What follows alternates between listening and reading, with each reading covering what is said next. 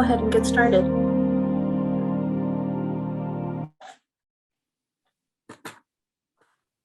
Hello, everyone, and welcome to our latest episode of Fireside Chats.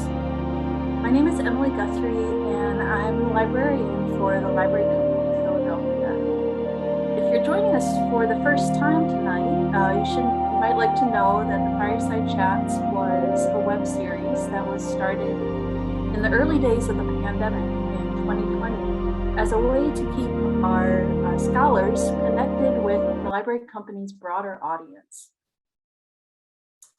If you've never been to the Library Company before, you should totally come visit us and do research in our collections. We have vast collections of graphic arts and printed materials with strengths in subjects ranging from early American economy, African American history, women's history, visual culture, and the history of photography, as well as the history of print. I'm very excited to introduce our speaker tonight, Dr. Sandra Moats. Sandy is a history professor and chair of the Institute for Professional Educator Development at the University of Wisconsin, Parkside. Dr. Moats' research focuses on the governing challenges and political choices that confronted the American Republic in its founding decades. Her first book, Celebrating the Republic, Presidential Ceremony and Popular Sovereignty from Washington to Monroe, 1789 to 1825, addressed the role of presidential ceremony in launching the American government. Her new book, and the topic of her presentation this evening, is Navigating Neutrality: Early American Governments in the Turbulent Atlantic, published by the University of Virginia Press just last month. The book examines the ways in which George Washington and his cabinet formulated policies to enforce neutrality across all three branches of the government and around the globe. This neutrality helped to build a US government capable of supporting its global aspirations.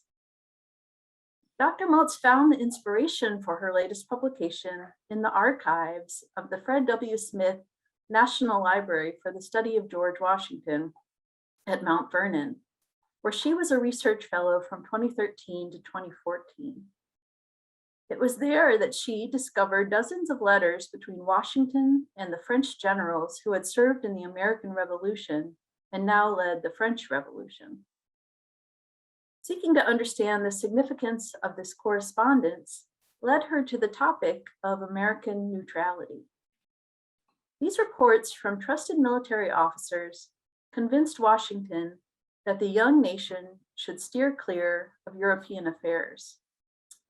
With war spreading across Europe in 1793, Washington and his cabinet formulated and implemented the landmark policy of American neutrality to protect American interests at home and abroad. So I'm very pleased to introduce Dr. Moats, and just a few bits of housekeeping. A closed captioning, as you'll see in the chat, closed captioning is available, and to turn that on, just look for the double C that should appear somewhere toward the bottom of your screen. There will be plenty of time for your questions at the end of Sandy's talk, and you are welcome to submit those using the Q&A function at the bottom of the screen as well. And I'll be posting instructions on how to do that. So with no further ado, Sandy, please take it away. Great. Thank you, Emily, and thank you for the nice introduction. I also just want to say how pleased I am to be part of the library company tonight. It's been an important place in my career. I did research for my first book there. I had an NEH fellowship there. I even, this round, when I was researching this book, I was at the library company for a couple of weeks, even stayed at Cassatt House. So I feel like this is kind of coming home, and it's just nice to show that, yes, all this research does lead to an endpoint. what I decided to do, and I guess we'll find out if this was a good idea or not, is I decided to build my talk around the images that appear in the book and kind of use that as a starting point.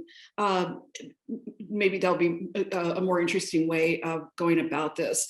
So the first image I want to start with is the cover of the book.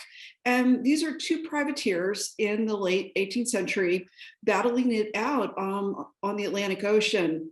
And this image was really important to be the cover of the book because central to the idea of neutrality is the idea of free trade.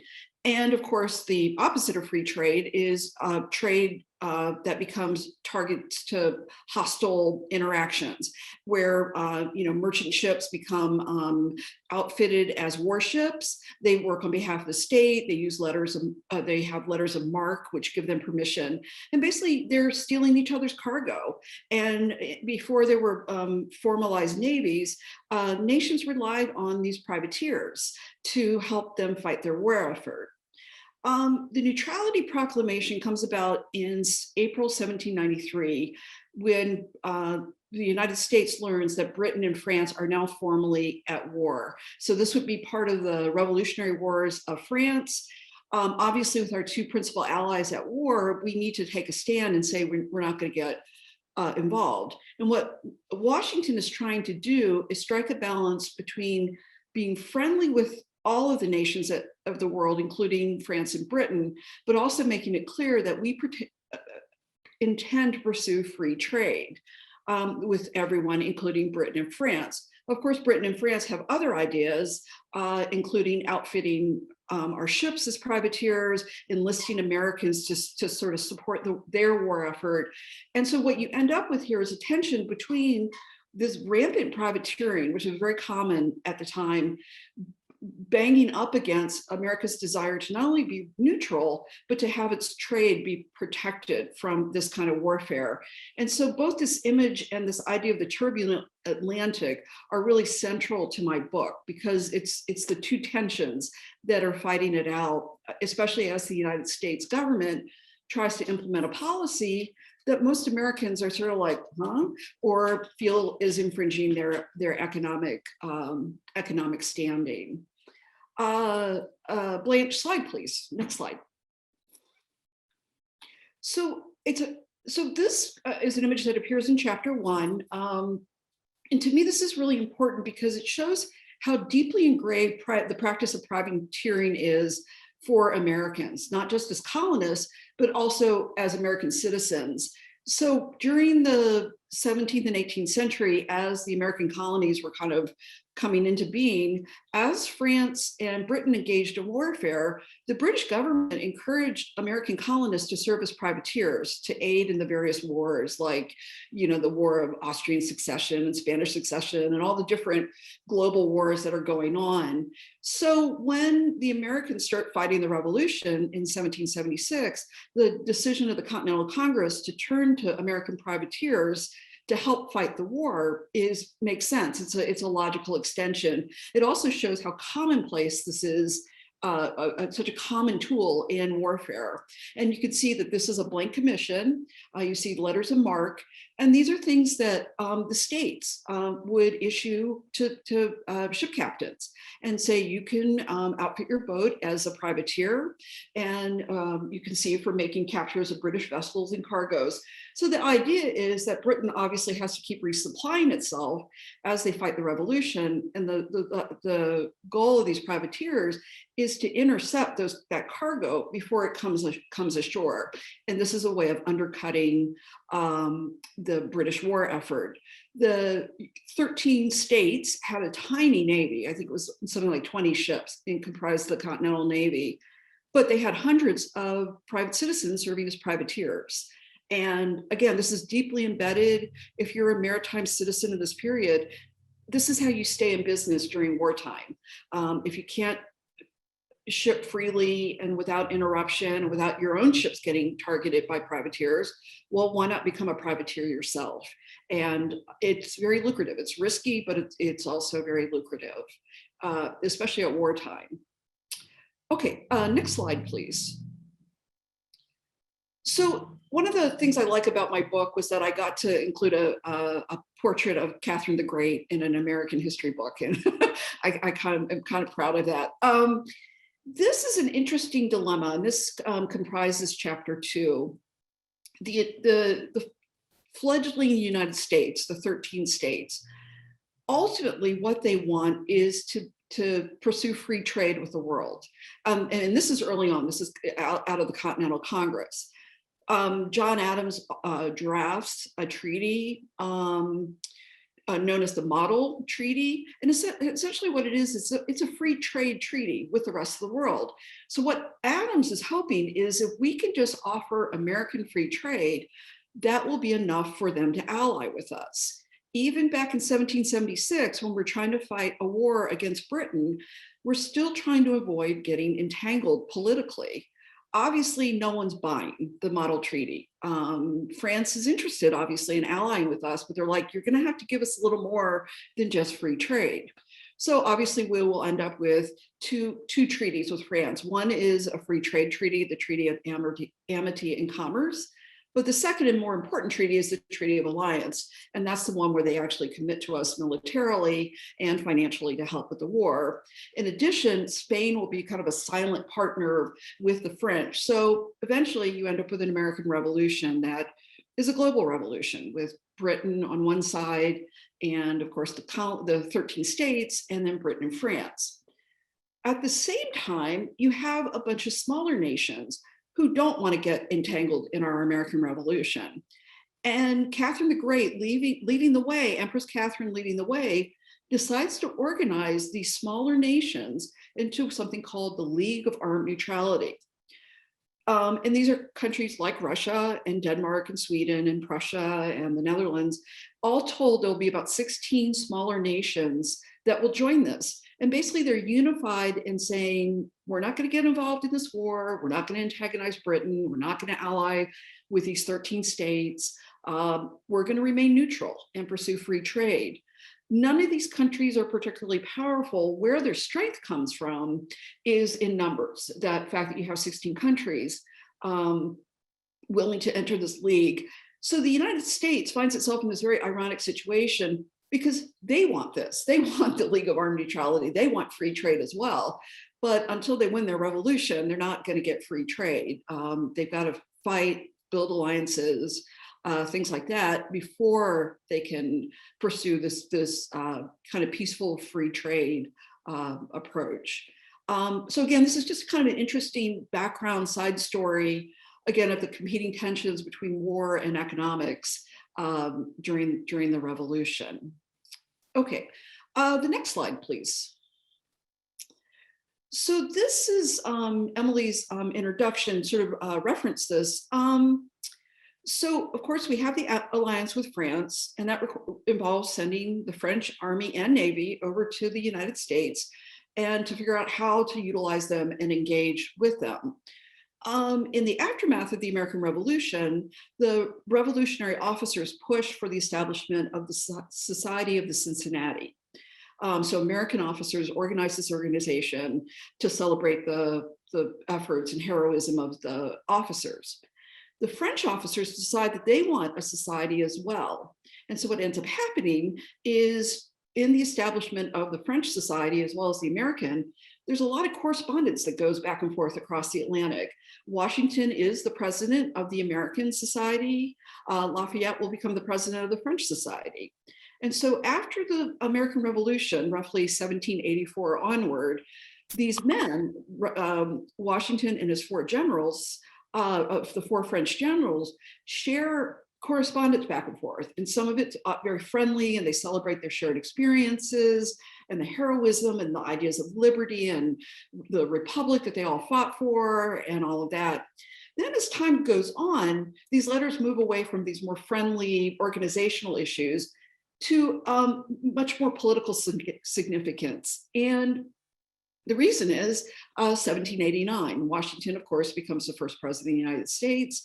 And these four men, to varying degrees, will play roles in the French Revolution, Lafayette probably being the most prominent. And the correspondence continues, but it goes from being, like I said, a more social, how are things in France, to Washington reporting how well the American Republic is doing. And these men saying, well, we have great hopes for our future revolution, but it's not going so great. And they describe a situation that is increasingly violent, chaotic. The constitution that is supposed to be written in France isn't getting written. One of the French generals writes to Washington and says, these French politicians are more interested in backstabbing and, playing games and distrusting each other rather than sitting down and doing serious constitution writing. And then, as we know, that sort of chaos surrounding the constitution writing will eventually descend into a much more violent revolution. And all four of Washington's generals succumb to some degree. Lafayette is thrown in prison. Two of the men are executed. Rochambeau is briefly imprisoned and then is able to get away. So what he has is these firsthand accounts for people he very much trusts and whose judgment he trusts, because they're also military men like him. And I think Washington has always been distrustful of entangling the United States international affairs, but this makes him even more convinced of the necessity of shielding the United States. And it also, I think, gives him a very realistic picture of the French Revolution that, say, someone like Jefferson might not have, who might have a more intellectual or philosophical approach. Washington's getting a very brass tacks, very like, this isn't going well, account from these men who he trusts. I think it also contributes to his decision not to renew or pursue any sort of alliance with France in this period. That what France and Britain are going through is a whole different game, and that this is not something that involves the United States or should concern us. Okay, next slide, please. So this portrait of Washington, it's painted by Charles Willson Peale. I chose this on purpose. One, it comes from a live city, as opposed to, oh, he saw him one day and then did it from memory. And to me, also, I use this picture because it's painted during Washington's second term. And I think it absolutely captures Washington's exhaustion as president. He didn't want a second term. He really thought, I've done a good job. I've done the best I can my first term. I've helped launch the Republic. Let someone else step in. But then he does end up running for a second term and reluctantly accepts the second term. And of course, the thing that greets him at the beginning of this term, of course, is the news that Britain and France are at war. The news of this reaches the United States very late March, early April. So just a few weeks after he's re-inaugurated, this lands on Washington's desk and obviously becomes a major focal point of his second term. I think it's important to keep in mind, as much as he has a very divided cabinet at this period, none of them want to go to war with Europe. All of them recognize the foolishness of that. What the challenge is how do you channel that general agreement into a statement that Hamilton, Jefferson, Knox, and Randolph can agree on? And given that Hamilton and Jefferson will disagree on whether the sun's going to rise in the morning. I mean, that they just disagree for the sake of disagreeing. And so what happens is Washington's desire to issue the statement are twofold. One is he wants to announce to the world that we're going to remain friends with all of the folks at war, but we're not going to get involved. And that secondly, it serves as a warning to American citizens to not get involved in this European warfare, and that there will be consequences if they do. Beyond that, there are lots of things they still have to iron out. One of the things Jefferson insists on is the word neutrality. It doesn't appear anywhere in the Neutrality Proclamation. The word impartial is used instead. Jefferson feels like if we call it neutrality, that might offend the French.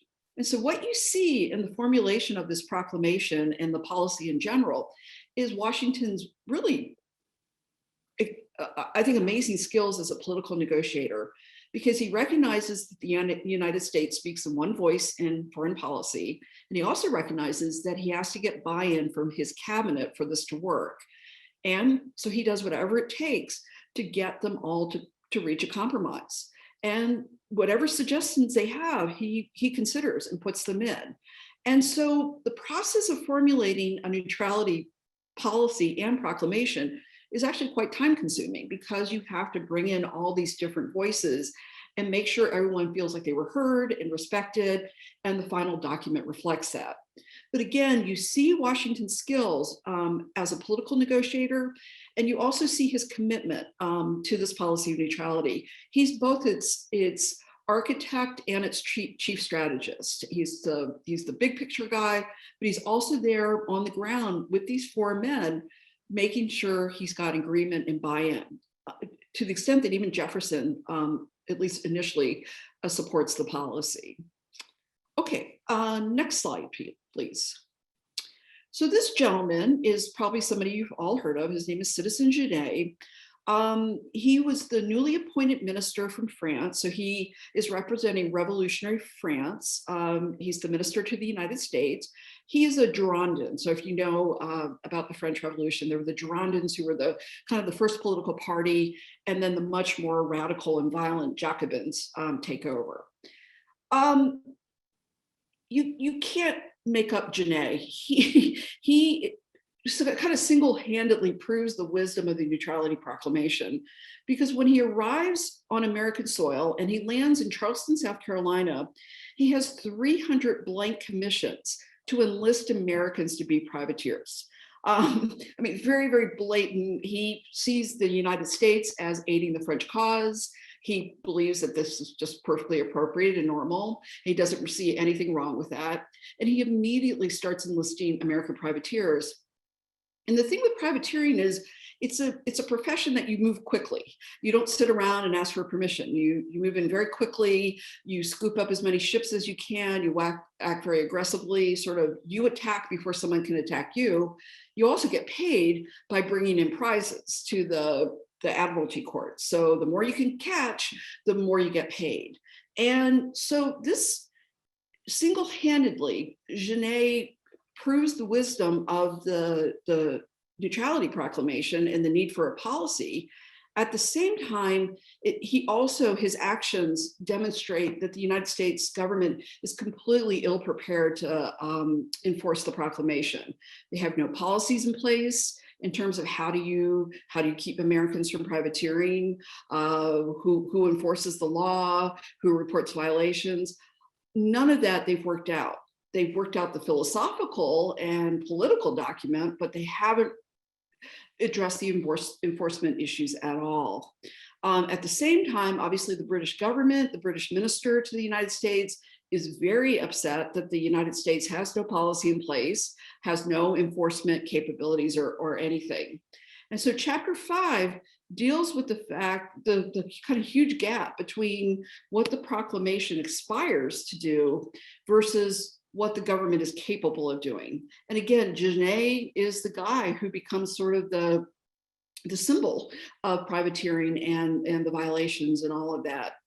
By the end of the chapter, the cabinet and Washington have started to kind of iron out rules of what's permissible, what's not permissible, all of that.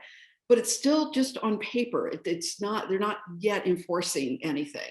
They're still trying to figure out who does what and who, what, where, when, why, how, all of that. So again, it's this huge gap between the aspirations of the policy and the ability of this relatively young government to enforce it. Okay, next slide, please. So what will happen in Chapter 6 is that the government starts figuring out how to enforce this proclamation. We have lots of customs officers, we have collectors, we have all kinds of folks who work in ports, busy port cities like Boston or Charleston or Philadelphia. Their primary responsibility had been to collect customs duties, to collect revenue for the US government. No one had thought that they would need to be enforcing a neutrality and reporting on privateering violations and things like that. So one of the first things the government has to do is figure out, how do these folks go about doing it? Who do they report the violations to? And what procedures do they follow and what rules and things like that. The Customs Office, of course, is under the Department of Treasury. So this is Alexander Hamilton's realm. And so this is kind of the first line. So there are tons of memos set out on how to handle this. Okay, secondly, how do you go about prosecuting? Believe it or not, the US attorneys at the time didn't report to the Attorney General. The Attorney General was just an individual. There was no Justice Department. Instead, the US attorneys reported to the State Department, which was, of course, Thomas Jefferson's department. So that's the second question. How do we start prosecuting these folks? How do we build cases against them? How do we make a paper proclamation that's also not a legally standing document? How do we make it enforceable? There's a very famous case, US versus Gideon Henfield. Henfield was one of the people that Genet enlisted to be a privateer. Henfield stands trial. He's found not guilty because the proclamation is seen as not having legal standing, and it doesn't, because it's almost more, it's not even an executive order. It's a statement. And so one of the things that needs to happen is the proclamation needs to be codified into law if you're going to successfully prosecute violations. About 9 months after the proclamation is issued, Washington officially tells the US Congress of the proclamation and of the neutrality policy. And then Congress in turn steps in and starts passing laws to help enforce it. And so the picture here that I have, this is one of the first 6 naval ships. So Congress authorizes the building of a Navy, and that Navy will consist of 6 ships initially. This is the USS Constellation. If you've ever been to Boston, there's of course the USS Constitution. It was one of the 6 original ships. And the idea is that these ships would be stationed in busy harbors and help with the enforcement, chase off privateers, regulate, create more of an enforcement mechanism than someone sitting at a desk in a port office can handle. In addition, they start passing legislation to fortify the ports, to make it more difficult, to have more of a military presence. Again, to stop the kind of rampant privateering that's going on. At one point, to try to protect American shipping from privateering and people trying to encourage privateering, they actually pass 2 embargoes, Congress does. The problem is, it turns out it's doing more harm to American shipping, because what it says is just stay home. Don't take your ship out in the ocean water, and that way you'll be protected.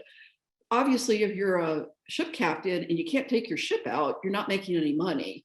And so that becomes pretty unpopular and is eventually allowed to expire. And then lastly, Congress will pass the Neutrality Proclamation. They'll take its provisions and codify it into law so it actually has legal standing. In addition, there'll be a second Neutrality Proclamation that focuses on the West. One of Genet's bright ideas is to try to reclaim Spanish Louisiana on behalf of France. And he starts enlisting American soldiers, believe it or not, Revolutionary War veterans, to raise regiments to do this. And so that proclamation is also codified into law to make that illegal. Next slide, please. So the chapter 7 deals with basically the diplomatic initiative. So you're enforcing neutrality at home, in the ports, among American citizens, you're building a Navy, all this kind of stuff, trying to get Americans kind of in the fold. But at the same time, we're still having problems with foreign countries, attacking our ships, attacking our sailors, all of that. Probably the single biggest one is Britain, because Britain obviously realizes all those ships American ships going from the West Indies to Europe are providing foodstuffs to France. And so Britain has started attacking our ships to raid their cargoes. And so Washington realizes if this keeps going on, we're going to end up at war with Britain. And so he sends John Jay over, and Jay negotiates the best treaty he can hope for. It's not a free trade agreement, but it certainly helps kind of dial the tension down. One of the most significant things, in my opinion, is there is a provision in the treaty for something known as the Seizure Commission. And what this means is the British government and the American government are required to compensate the other countries' sailors for any maritime damage you've done to either cargoes or ships or personnel or whatever. Obviously, most of these attacks are on American ships by the British. And eventually this commission, and it'll take 10 or 12 years, will award about $6.7 million to the American maritime community. And that's an actual, $1790, $1800. So that's a lot of money. And so to have that kind of commission to at least protect and help American ship captains, I think goes a long way in helping the maritime community kind of come around on the Neutrality Proclamation. Because at first they see it as interfering with their kind of economic way of life, but then they realize that there are benefits perhaps to it. The second treaty we negotiated in this period is with Spain. Probably the most important thing is that it opens up navigation to the Mississippi River for the United States, which is sort of extraordinary that we don't already have that right, but it does open that up. It also opens up New Orleans to American ships, which is obviously in a very important commercial port. So again, these are ways of promoting American interests peacefully, but also, with integrity. We're not trying to sell ourselves out, but we're also trying to get folks around the world to respect American sovereignty and integrity on the seas and in trade and things like that. There are the famous or infamous Barbary pirates who take American ship captains. They capture them, and they hold them for very, very exorbitant ransoms. There are about 20 that were caught during the American Revolution period, kind of the 1770s. They are finally freed in this period. It's very, very expensive. The treaties are expensive, but at least we're moving forward and trying to, one, bring our citizens home, and two, create some kind of diplomatic relationship with these folks who have been attacking American shipping. And the gentleman whose picture I have here, the portrait I have, and this one is painted by, I think it's Rembrandt Peale, so the son of Charles Wilson Peale. This is a ship captain. He was from Maryland. He is actually one of the ship captains that the American government rescues. He gets stuck in the Caribbean. His ship is taken and captured by the British. And obviously in this time, you can't fly home. It's unlikely you'll find another ship home. And so what the Washington's administration does is they send envoys down whose job it is to aid ship captains like Joshua Barney, help give them some money, give them some food, get them on a ship, and then get them back home, bring sailors back home that way, all of that. So I think what you see happening by the end of my book is that the maritime community starts seeing the value of not only the neutrality policy, but the federal government's role in enforcing it, because it's coming to their aid, it's assisting them. And so I think maritime Americans who are really kind of hostile to this policy start seeing it has value. And I think kind of coming to the fold as maritime citizens. And I think they see the government putting their money where their mouth is, to actually backing them up and supporting them. And that causes them to be supporters of this policy reluctantly. And then the last slide, please. I think this is the last one. So this is, I'm preaching to the choir here, but this is the US Congress building in Philadelphia. It's a painting from the 1790s. The long and short of my book is that the neutrality policy builds the US government. It helps transform the government from a paper republic into an actually functioning, enforcing government, where the executive branch takes control of diplomatic matters, takes the lead in enforcing neutrality, but the Congress and the courts also find their role in helping to support and enforce this policy. my argument is that because neutrality touches so many things, it requires this full governmental effort, because it's not just a foreign policy thing. It's also about trade. It's about law. It's about defense. It's about adjudicating both violations and admiralty cases. So this goes into a lot of different directions. And I think it is arguably one of the most important, if not the most important, a single piece of policy in terms of launching the US government. And at the same time, really showing Washington not only his political skills as a negotiator, but also his kind of vision as a diplomat in sort of seeing what role should the United States play in the world, and what's the best way to promote America's role. And I think lastly, the longevity of the neutrality policy, it really stays into effect all the way through the 19th century. And you'll see it, obviously, the War of 1812 is informed by neutrality, the Jay Treaty, the Quasi-War, all of these smaller events all fall under this larger umbrella of neutrality and that policy. So that is my presentation. I'm happy to answer any questions people have. Thanks so much, Sandy. That was fantastic. Clearly Great, very well researched and very well presented. So thank you for sharing all of your scholarship on that. We already have a question in the Q&A, so let me open that up and read it to you.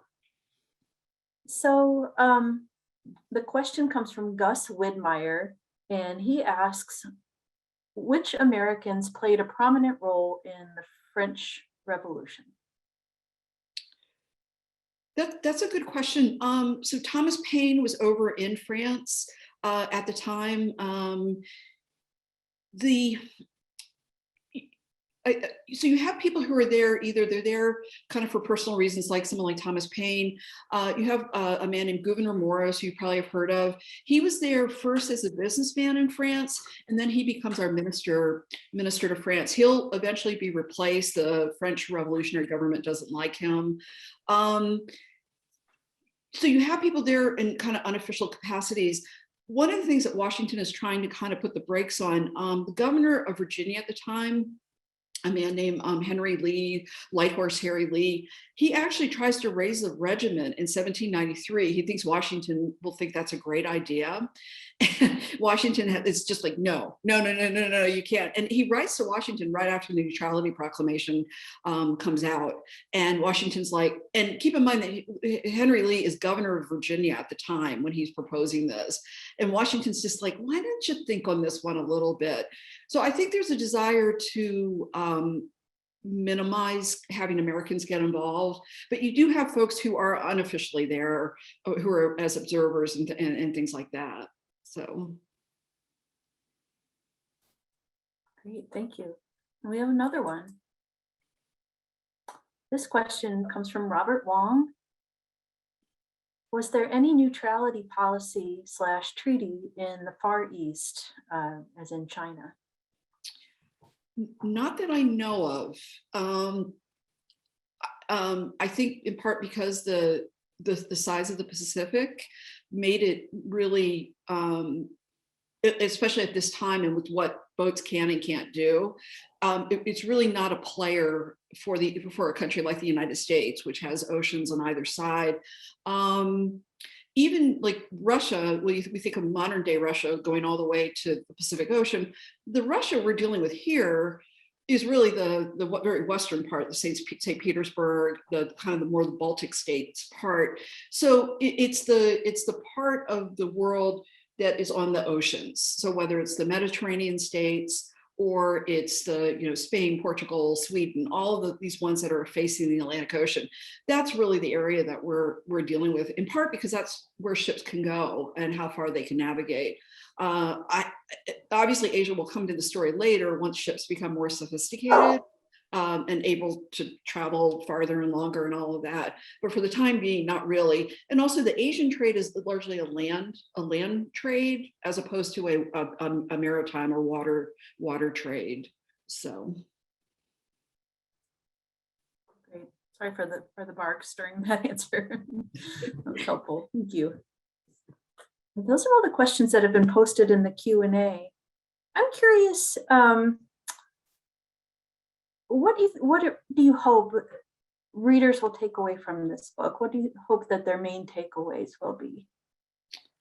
Um, for me, when I was trying to kind of make sense of the letters, especially the ones between Washington and the French generals, trying to figure out what this all meant, and for me to suddenly realize, like, neutrality, it's like we so take it for granted as being sort of in our country's DNA that it's sort of like hiding in plain sight. Believe it or not, I'm the first person to write a comprehensive book on this since 1930. And then most folks who wrote about this would get as far as the formulation, the issuing of the proclamation, and then they would stop. And to me, this is such, like I said before, the umbrella over so many of our foreign policy decisions, whether it's, like I said, the Jay Treaty, the Quasi-War, the War of 1812, the Monroe Doctrine, Washington's Farewell Address. All of those fit under this house of neutrality, this idea that we're going to be friendly with other nations, trade freely, but maintain our integrity and our autonomy.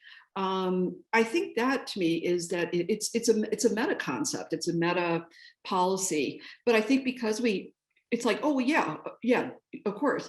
I think that would be something to take away. I think also I try to bring Washington to life as a political negotiator and political leader. I think we always think of him as, well, he walks into a room and that's his significance. He brings symbolic significance. And obviously he's much more skilled than that. And both, again, big picture and little picture. I think people have given me a hard time because, there isn't a lot of race, class, and gender in this book. This is not that book. And I think people sometimes think I'm George Bancroft, which I'm not.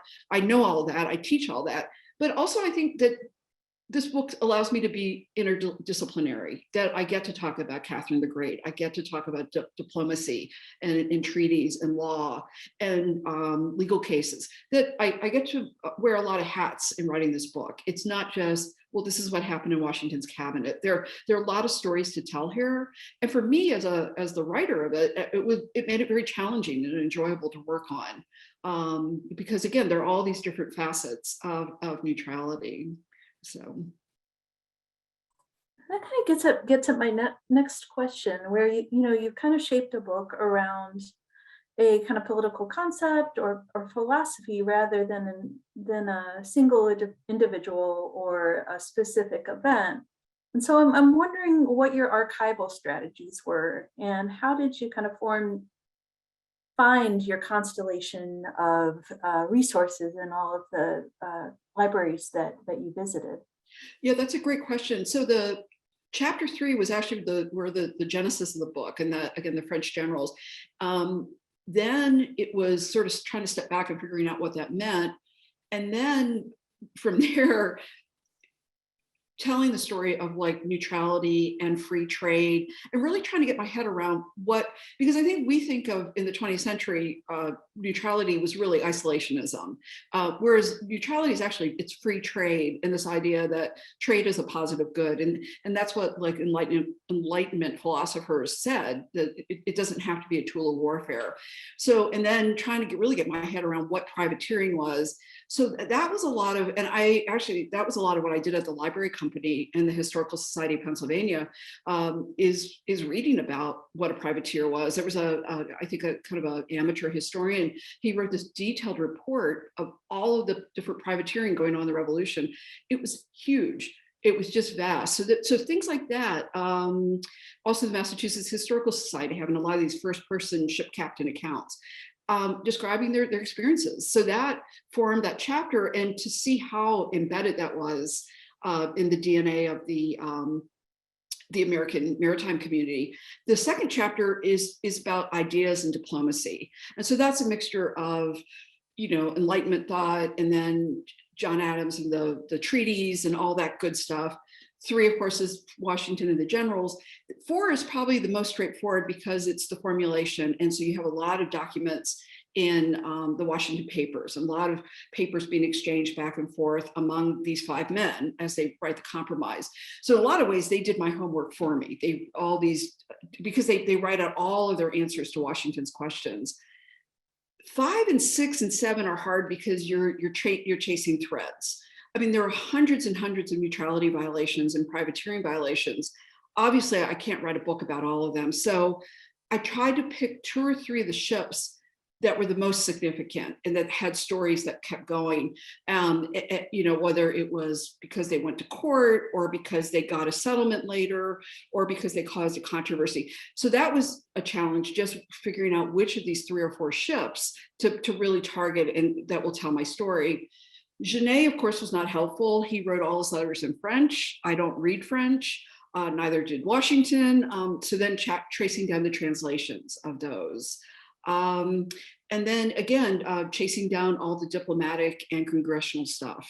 So each chapter had its own set of documents. As you can probably tell, my love is politics and government. So I felt well suited. Like that is my area. I think other people probably would have gotten bored fairly quickly, but for me, it was kind of fun chasing down, well, where did this court case go? Or where did this conversation get resolved or end up? So yeah, it was really a vast area of research. I'm not a lawyer and not trained to be a lawyer. And so how do you read a legal case and things like that? So going in a lot of directions. So. Excellent. That's a great answer.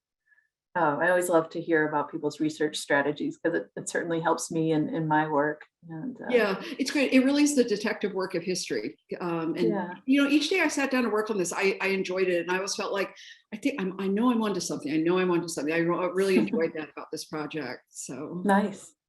Well, it looks like we have another question in the chat box. Another one from Robert Wong.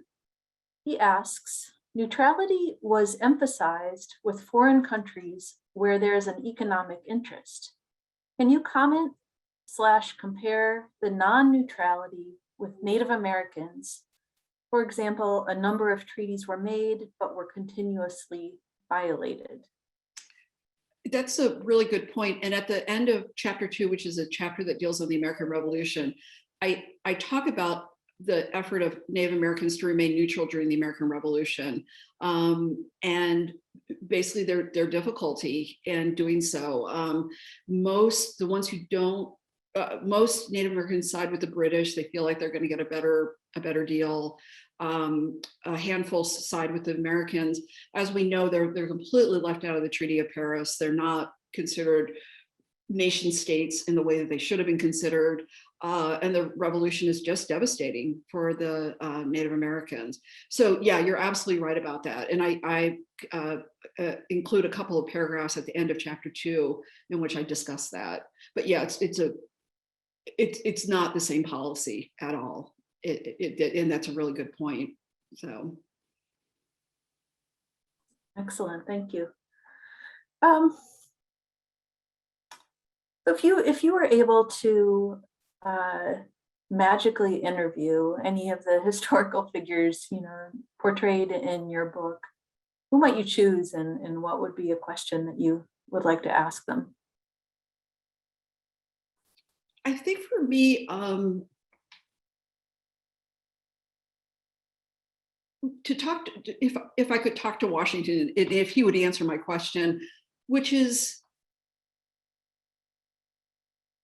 where did he find the resources or the strength or the energy to keep working with these men and negotiating with them and compromising? Because I think most people have thrown their hands up in the air. And where did that come from? Both the temperamentally, but also ideologically. What drove that? Because he really put the time and energy and effort. And unlike today, where most politicians have lots of advisors and people telling them what to do, you don't really have that at this time. Your advisors are actually your cabinet members, and that's who you're seeking advice from.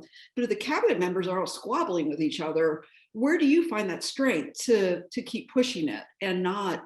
I mean, there's a point at which Jefferson tries to resign from the cabinet, and Washington realizes that would be a disaster because he'll be out of office, he's not accountable to you anymore, and he's going to be your chief opponent.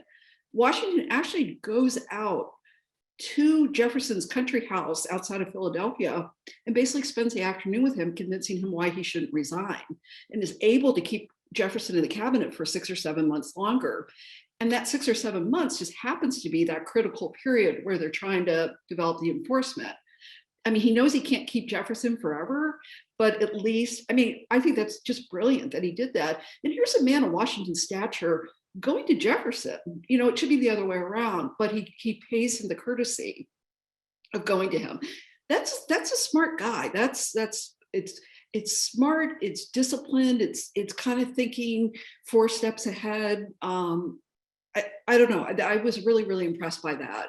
Because I think a lot of times, people are like, well, I'm the president, they should come to me. And Jeffrey, he just didn't get hung up on that. And it worked. So I think those are what we call soft skills these days. yeah, that's exactly right. Yeah. And I think we don't recognize that in Washington. We recognize him as a military man, a kind of a man's man, a kind of a symbol of discipline and rectitude. But I mean, that's like a really good manager would do that. That's how you would try to, if you had a conflict in a workplace, that's how you would try to resolve it. Yeah. I mean, it's just management 101, and there he is doing that. So I love that. Yeah, I really did.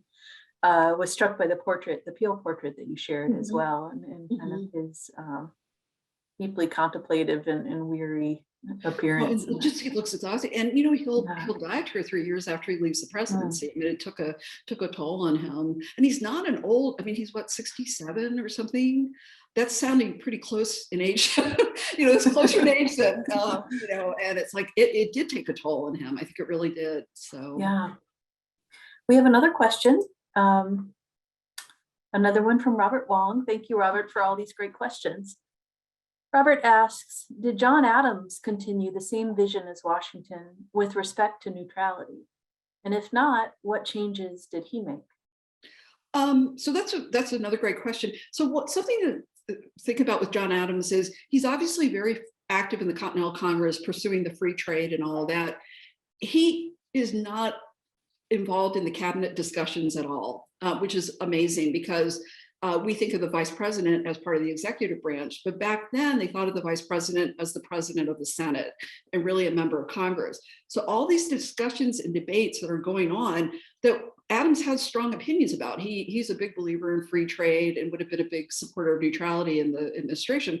He's non-existent in these discussions. But yeah, absolutely, as president, he pursues this idea that we don't take sides between Britain and France. We pursue Americans' interests.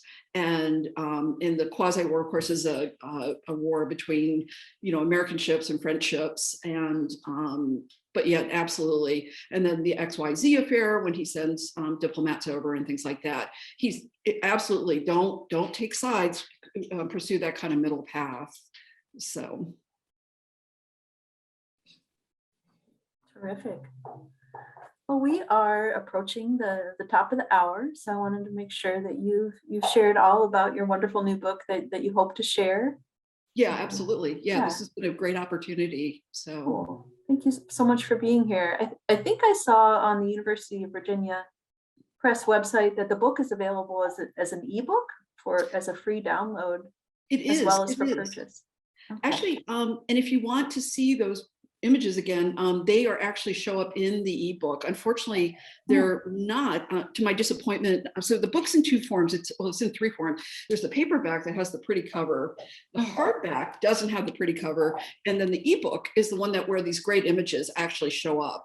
So if you want to take a look at them again, that's the place to go. But yeah, it is downloadable. So okay, excellent. Well, looks like we have one more question. Are you okay with that? Sure, absolutely.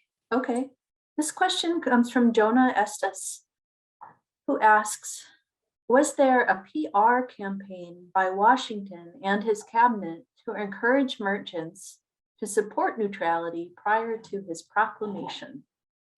That's also a really good question. Couple of people, kind of prominent merchants write to Washington and sort of say it would probably be good if we had some kind of statement about this. You also have merchants writing to him once they start hearing about the ship seizures and they realize how disruptive that is to commerce. They're also like, maybe you should send some envoys out to kind of help sort that out. They're a famous series of letters that Hamilton writes. He writes them under the name Pacificus.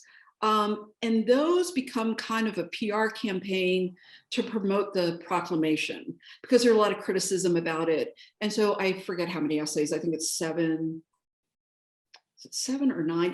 Hamilton keeps adding more essays. But what he does is he writes these essays as if he's Washington and really presents the very full, well-rounded presentation and response, like basically all the critics of the proclamation, like, aren't we being premature? What about France? They were our ally. It really lays out the case for it. And so this will appear over the summer. Madison, at Jefferson's bequest, tries to respond with these falvidious essays. They just don't make a dent. I think because by that point, people start realizing, ooh, this is probably a good idea to try to be neutral because the privateering has become so rampant. So I guess you have an after the fact kind of newspaper campaign.